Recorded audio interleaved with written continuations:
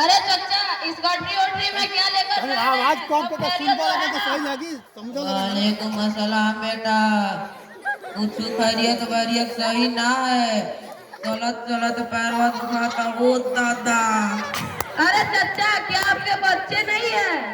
अरे बेटा, बच्चे का तो पूछो ही मत। लड़का लड़की पोता पोती छोटकी बड़की सब मिला के 25 बच्चे हैं।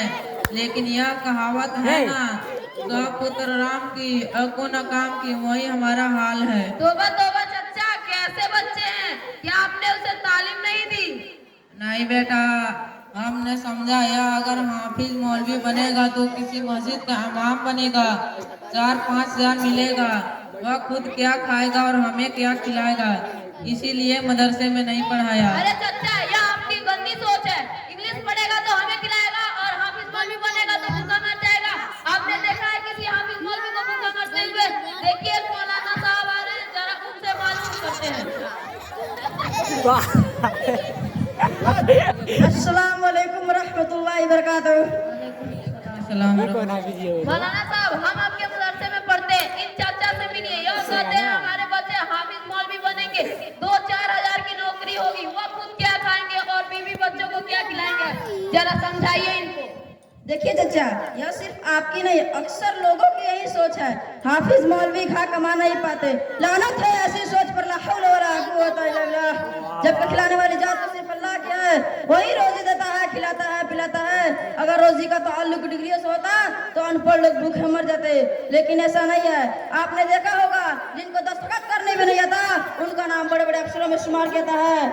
आपने देखा है किसी हाफिज मौलवी का भूखा मर रहा हो, खुदकुशी कर रहा हो, बेकार सड़कों पर घूम रहा हो, हर जगह उनकी इज्जत होती है। इसके बरखलाफ आप देखेंगे बीए पास सड़कों पर घूम रहे हैं। डॉक्टर है तो उनकी डॉक्टरी नहीं चल रही, इंजीनियर है तो उनकी नौकरी नहीं मिल रही। क्या चचा, ऐसा है कि नहीं? हाँ मौलाना साहब, आपकी बात तो बिल्कुल ठीक है, लेकिन मेरा बेटा मेरा कहना ना माने तो मैं क्या करूं? सुनिए चचा, अगर आप उसे दीनी तालीम दी होती तो वे ऐसे ना होते। आपकी बात मानते और आपकी खिदमत करते, क्योंकि हमें तो मदरसे में यही सिखलाया जाता है, माँ के कदमों के नीचे जन्नत है और बाप जन्नत का दरवाजा है। आई बात समझ में? हाँ हाँ, कुछ समझ में आया। चचा, क्या आपको कुछ दीन के बारे में मालूम है? हाँ हाँ, क्यों नहीं। तुम क्या समझते हो? तुम अकेले ही दुनिया में मुसलमान हो, बात करते हो। तो बताइए, गुस्ल में कितना फर्ज है? इतना आसान सवाल तो सुनो। गुस्ल में 7 फर्ज है। पहला पानी का होना, दूसरा जग बाल्टी का होना, तीसरा तौलिया का होना, चौथा लक्स साबुन का होना, पांचवा ठंडी में गर्म पानी का होना, छठा खूब नहाना, सातवां इतना पानी बहाना की टंकी खाली हो जाए। अस्तगफिरुल्लाह चचा, अस्तगफिरुल्लाह।